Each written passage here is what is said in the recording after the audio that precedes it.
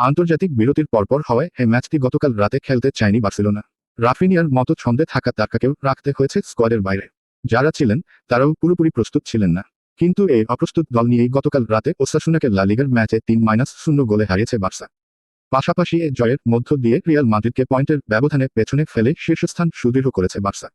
ওসাসুনার বিপক্ষে বার্সার এই ম্যাচ খেলার কথা ছিল গত 8 মার্চ, কিন্তু সেদিন বার্সার চিকিৎসক মারা যাওয়ায় স্থগিত হয়ে যায় ম্যাচটি।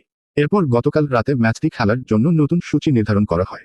তবে এত তাড়াহুড়োর মধ্যে এই ম্যাচ খেলতে রাজি ছিল না বার্সা। কোনো উপায় না থাকায় শেষ পর্যন্ত মাঠে নামতে হয়েছে বার্সাকে। শেষ পর্যন্ত অবশ্য শেষ হাসি বার্সায় এসেছে। আদায় করে নিয়েছে দারুণ এক জয়। বার্সার জয়ে গোল করেছেন ফেরান তোরেস, দানি ওলমো এবং রবার্ট লেভানডোভস্কি।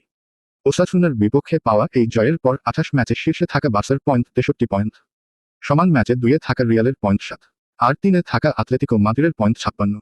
ঘরের মাঠে পাওয়া এই জয়ে সব প্রতিযোগিতা মিলিয়ে 2025 সালে এখন পর্যন্ত অপরাজিত রইল বার্সা।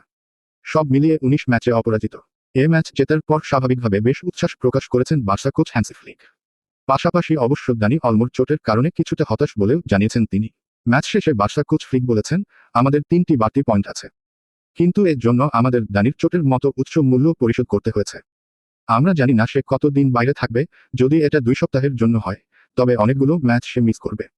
এই ম্যাচ নিয়ে সরাসরি বিরক্তি প্রকাশ করেছেন বার্সা ডিফেন্ডার জুলস কুন্দে। খেলার জন্য এই দিন তারিখ ঠিক করা ক্লাবের প্রতি সম্মানের অভাবকেই প্রকাশ করে। আমরা যন্ত্রণা, নিজেদের খেলাটা খেলার জন্য এবং ভক্তদের আমরা যা দিতে চাই সে জন্য বিশ্রাম জরুরি।